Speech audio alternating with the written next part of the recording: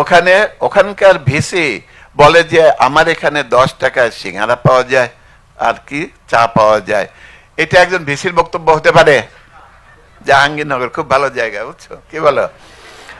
কিন্তু এত বেশি ভালো যে পড়াশোনা বাদ দিয়ে খালি অন্যান্য কিছু চলে বেশি।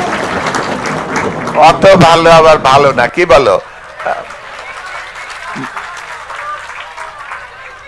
আজকাল দেখে সবাইকে স্যার বলতে হয়। এটা কিভাবে চলে আসলো, আরো কত কিছু যে আসবে, সবকিছুই কি আমরা নেব? যা কিছু ভালো কল্যাণকর তা তো আমরা নিতেই পারি, আর যা কিছু আমাদেরকে খারাপ দিকে নিয়ে যেতে পারে তাকে আমরা নেব? নেওয়া তো ঠিক হবে না। এই যে সায়েন্স ফ্যাকাল্টিতে যারা পড়বে, আমরা মনে করি যে তারা বিজ্ঞানী হবে। হবে না? তোমরা বিজ্ঞানী হবে না? বিজ্ঞানী হবে। তুমি যে এতদিন যে পড়াশোনাটা করে আসছো, তোমার আম্মা খেয়াল করতেন, তোমার আব্বা খেয়াল করতেন, তোমার বড় ভাই বোন তারা খেয়াল করতেন তোমার পড়াশোনা কেমন হচ্ছে, তোমাকে কোথায় নিয়ে যেতে হবে, কি করতে হবে। এখন কি আর ওনারা এত খোঁজ রাখবেন? এখন একটু বড় হয়েছো, তাই না? কল্পনা করো তো 4 বছরে ইউনিভার্সিটিতে তুমি কি এমন শিখবে যে তোমাকে ভর্তির সময় তোমার সাথে তোমার অভিভাবক আসতে হয়েছিল। 4 বছর পরে তুমি যখন এখান থেকে বের হবে অনার্স ডিগ্রিটা নিয়ে, তখন সমাজের যে কোনো জায়গায় তোমাকে একলাই তুমি যেতে পারবে এবং তোমাকে রিসিভ করার জন্য লোকজন থাকবে, তোমাকে অ্যাকসেপ্ট করবে একটা সুন্দর প্রোডাক্ট হিসাবে, মানব সম্পদ হিসাবে, কি বলো? ঠিক না? তাহলে 4 বছর তোমার জীবনে অনেক কিছু ঘটবে। এই ঘটার ভিতরে যেটা মূল জিনিস সেটা তো নিশ্চয়ই জ্ঞান অর্জন, ঠিক না? এখন এই 4 বছরে যে এত পরিবর্তন হবে তোমার জীবনের, তুমি এত কিছু শিখবে, এই শেখাটা স্যাররা কি তোমাকে শিখিয়ে দিতে পারবেন? স্যাররা নিয়মিত লেকচার দেবেন, নানানভাবে বুঝাবেন। এই যে ব্লুমস ট্যাক্সোনমি থেকে বললেন, ওগুলার নাম শুনছো কিনা আগে জানি না, শুনেছো নাকি? যে সাইকোমোটর কি কি বললেন না, এফেক্টিভ শুনলে না?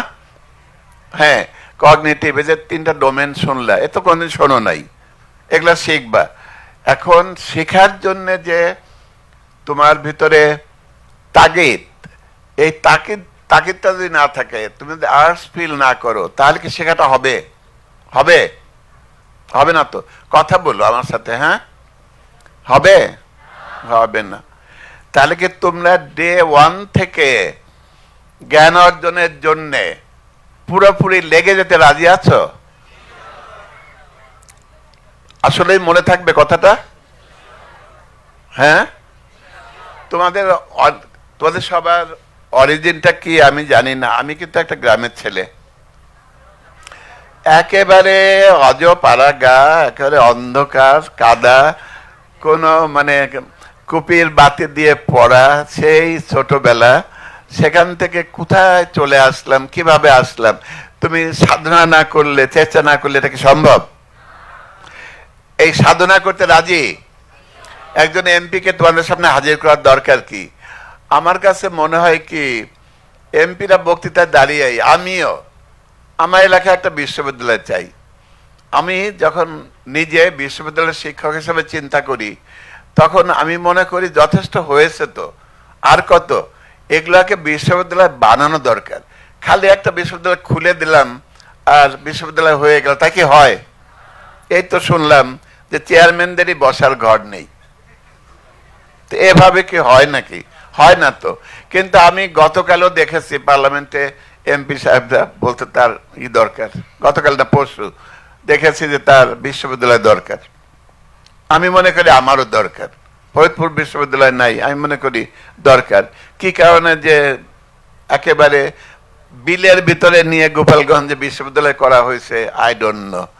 ফরিদপুরে তো হওয়া উচিত ছিল আগে। ওই যে এক ব্যক্তির কথা মতো দেশ চললে যা হয় তাই হয়েছে। বুঝতে পারছো না কি কার কথা বললাম? এই তো বড় হয়েছ।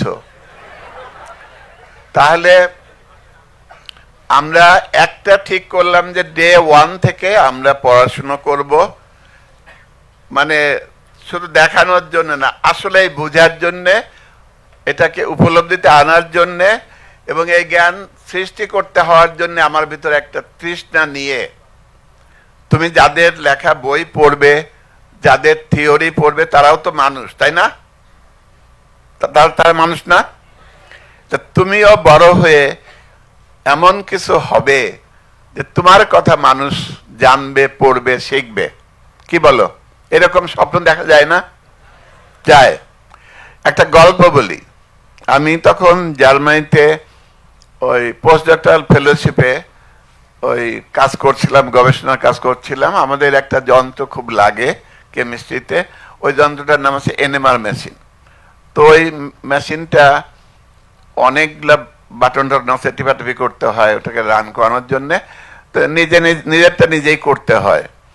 তো ওইটা আবার একটু বুকিং দিতে হয় যে এই কয়টার সময় আমি ব্যবহার করবো, 1 ঘন্টা। তা আরেকজন ছাত্র এসে বলবে যে উনি লিখে রেখে আসতে হয় আগে। তা আমার যে টার্ন, ওই সময় আমি গিয়েছি, যে আমার আগে যে ভদ্রলোক ওটা ব্যবহার করছিলেন, একজন জার্মান ছাত্র, পিএইচডি করে, তো দেখি মন খারাপ করে বসে আছে। তা ওদিক সময় শেষ হয়ে যাচ্ছে, আমার মনে হয় 11টা থেকে 12টা এরকম সময় ছিল, আমি 11টা একটু আগে গিয়েছি। তো দেখি মন খারাপ করে বসে আছে, খুবই গম্ভীর। তা আমি জিজ্ঞেস করেছি তোমার কি হয়েছে? বলছে আমার কিছু হয় নাই, মেশিন কাজ করছে না। তা আমি তো, আমারও মন খারাপ হলো, আমার তো এটা না হলে চলবে না, মেশিনটা ভালো থাকার দরকার। এবং যেহেতু পশ্চিমা বিশ্বের জীবন মান অনেক বেড়েছে, জীবনযাত্রা ব্যয় বহুল হয়ে গেছে, ওখানে সহজে কিন্তু টেকনিশিয়ান আনে না, টেকনিশিয়ানকে অনেক টাকা দিতে হয়, এই জন্য টেকনিশিয়ান কিন্তু সহজে ওরা আনে না, নিজেরা চেষ্টা করে ঠিক করতে। কিছুক্ষণ চুপ করে থেকে ওই জার্মান ছেলে আমাকে বলল যে হোল্ড অন এ মোমেন্ট, আমি দেখি তো একজন জার্মান যদি এই মেশিনটা তৈরি করতে পারে, মানে যে মেশিনটা আমরা ব্যবহার করছি ওটা জার্মানি মেড, বুঝছো? তো একজন জার্মান ব্যক্তি যদি এই মেশিন বানাতে পারে, আমি একজন জার্মান হয়ে এই মেশিনটা একটা আউট অফ অর্ডার হয়েছে, এটা অর্ডারে আনতে পারবো না কেন? এই কনফিডেন্সটা দেখো, এই কনফিডেন্সটা। এবং সে কি সব করলো, টিপাটিপি করলো, গুতাগুতি করে ঠিক করে ফেললো। আমার বললো যে Ilias, machine is perfectly okay, now you can use it. এই যে কনফিডেন্স, আমি পারবো না কেন, আমাকে পারতেই হবে, আমি পারবো। বারাক ওবামার কথা তোমাদের মনে আছে না? মনে পড়ে নাকি? তোমাদের জন্মের আগের কথা নাকি? বারাক ওবামা নাম করে আমেরিকার প্রেসিডেন্ট ছিলেন একজন। উনি যখন ক্যাম্পেইন করেন প্রেসিডেন্সিয়াল ইলেকশনে, ওনার স্লোগানটা ছিল ইয়েস উই ক্যান। আমাদের দেশে সারাক্ষণ হতাশার কথা শোনানো হচ্ছে, আমাদেরকে বলা হচ্ছে আমাদের দিয়ে হবে টবে না, আমাদের সব আমদানি করতে হবে। 55 বছর হয়ে গেল আমরা শুধু আমদানি করি, খেয়াল করছো না? বলতে পারো যে স্যার আমরা তো রপ্তানিও করি, রেডি RMG বলে, রেডিমেড গার্মেন্টস। কি আমদানি করি? শ্রম রপ্তানি করি। মানে ওই জিনিস বানানোর জন্য যত জিনিস লাগে সব কিন্তু আমরা আমদানি করি, মানে বোতাম থেকে শুরু করে সবকিছু, ফেব্রিক। শুধু আমাদের শ্রমটা, আমাদের গার্মেন্টস কর্মীরা এটাকে বানিয়ে দেয়, এই শ্রমটা রপ্তানি করি। তাহলে এটাকে রপ্তানি করা বলে নাকি? বলো তো, এটাকে রপ্তানি করা বলে?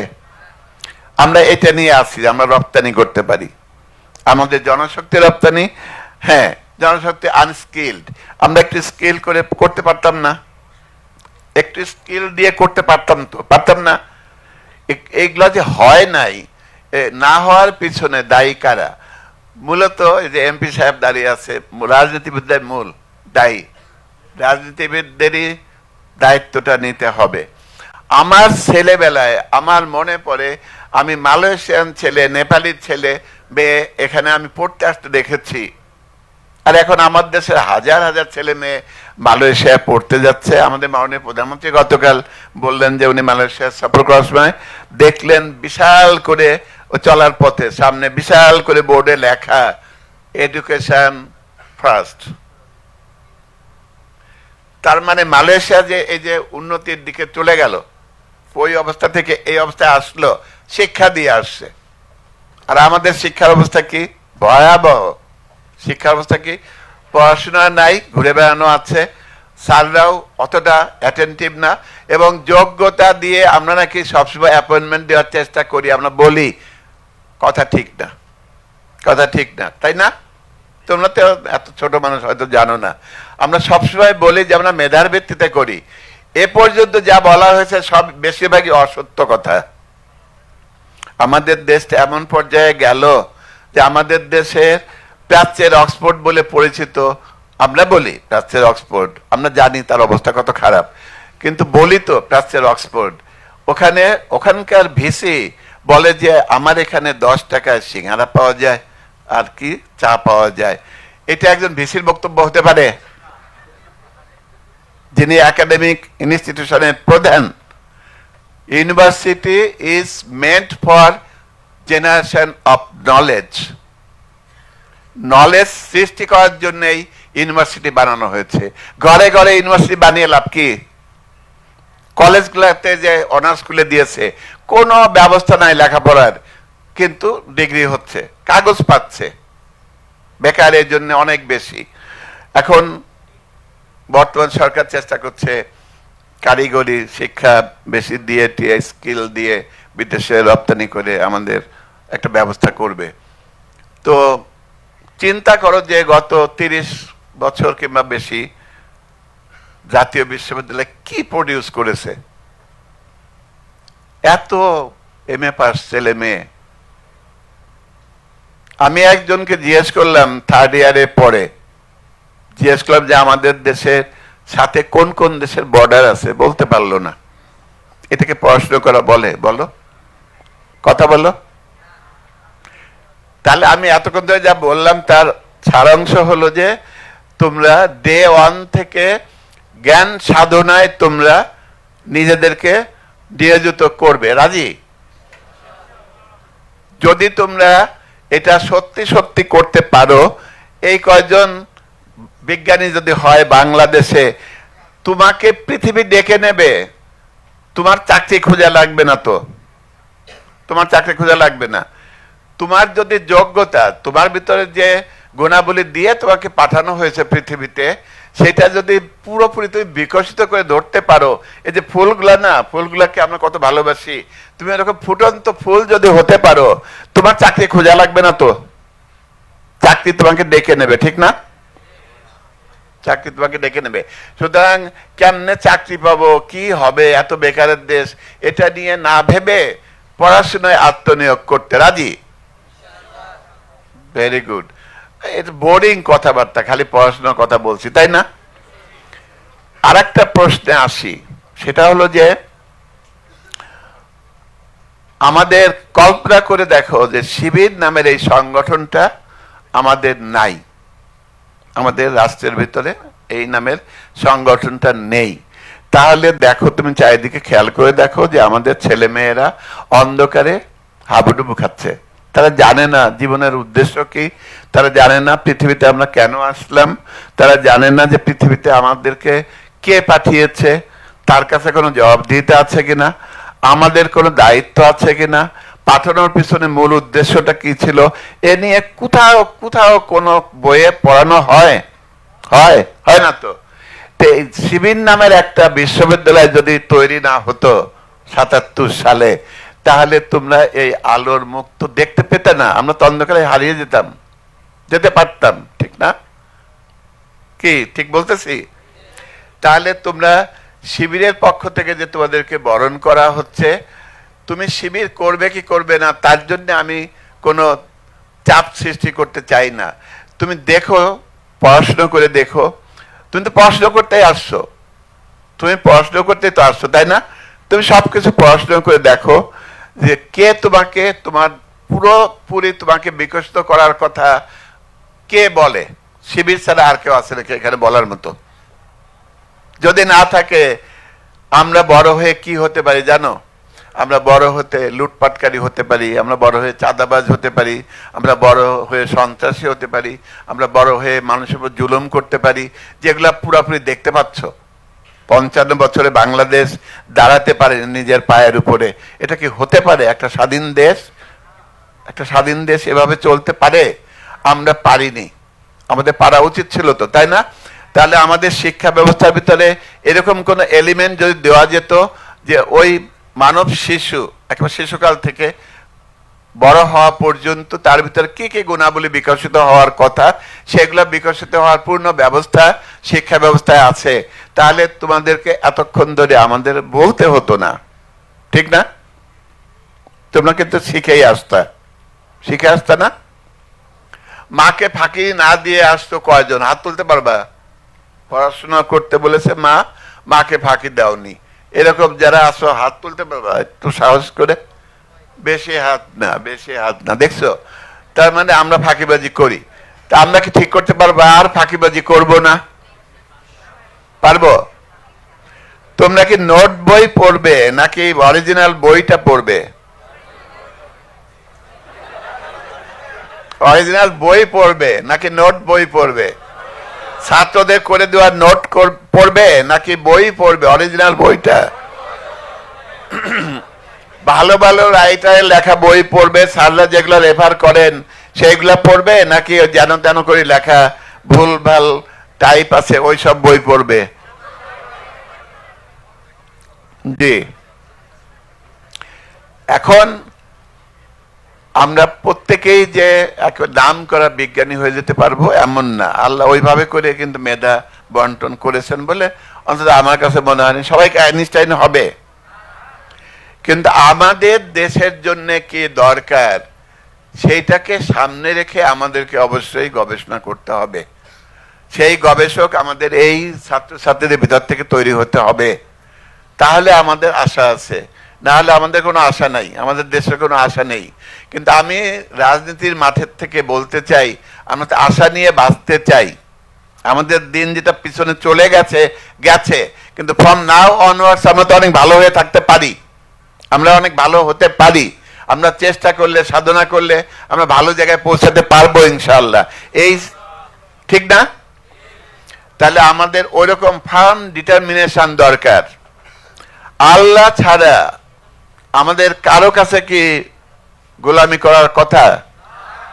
তা আমরা যদি আল্লাহর গোলামিটা ছেড়ে দেই তাহলে আমরা কিন্তু পৃথিবীতে অনেক প্রভুর গোলামি করতে হয়, এটা বুঝো তো?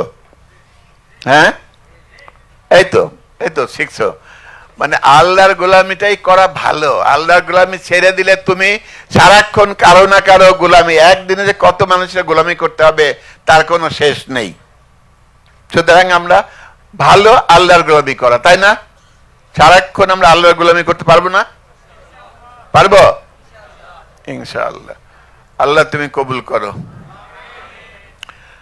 আমি এই বিশ্ববিদ্যালয়টা যখন হয় আমার কাছে মনে হতো যে এত গেঞ্জের ভিতরে একটা বিশ্ববিদ্যালয় মানে এত ওপেন হবে যাতে মনটা অনেক বড় হয়। যার বারান্দা দিয়ে হাঁটলে, যার খোলা চত্বরে হাঁটলে, যার খোলা চত্বরে বসে গল্প করলে, খোলা চত্বরে বসে গ্রুপ স্টাডি করলে তুমি অনেক শিখবে, অনেক জানবে, খোলা আকাশ দেখবে। এরকম একটা খোলা প্রান্তর দরকার। জাহাঙ্গীরনগর খুব ভালো জায়গা, বুঝছো? কি বলো? কিন্তু এত বেশি ভালো যে পড়াশোনা বাদ দিয়ে খালি অন্যান্য কিছু চলে বেশি, তো অত ভালো আবার ভালো না, কি বলো? মাঝখান দিয়ে গেলে ভালো, কি বলো? তাই না?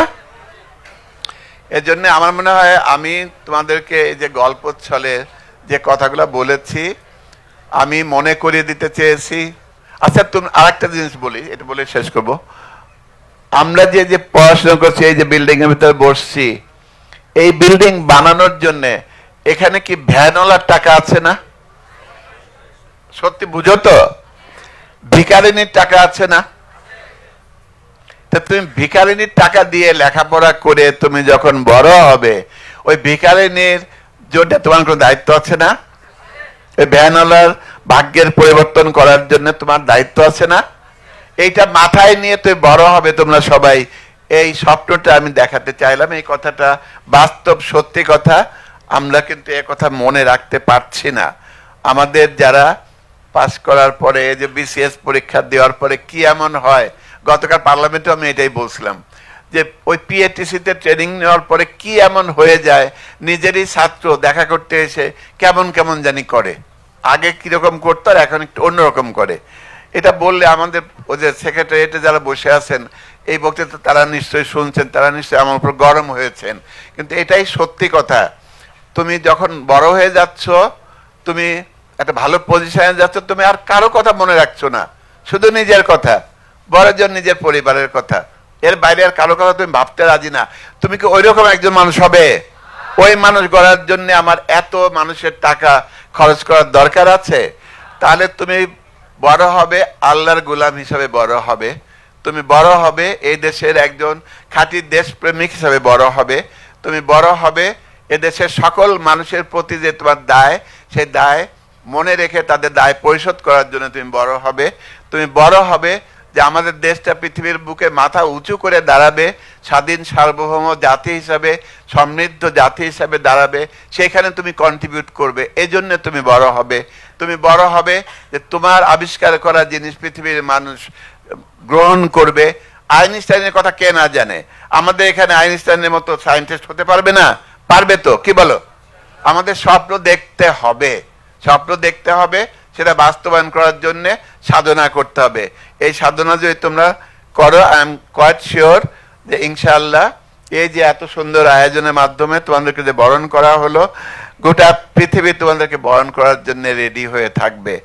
এই আমার এই স্বপ্ন যেটা তোমাদের দেখালাম, এই স্বপ্ন আল্লাহ যেন পূরণ করেন, এই দোয়া করে আমাকে যে এখানে ডেকে নিয়ে আসছে দাওয়াত করে, আমি শিবিরেরই প্রোডাক্ট, শিবিরের প্রোগ্রামে দাওয়াতে আসা যায়, আমি এমনিই আসছি, বুঝছো তো? এদের নিয়ে আসছে, তাদের প্রতি কৃতজ্ঞতা জানাই, আর তোমাদের সুন্দর উজ্জ্বল ভবিষ্যৎ কামনা করে সবাইকে ধন্যবাদ জানিয়ে শেষ করি। আসসালামু আলাইকুম রহমতুল্লাহ।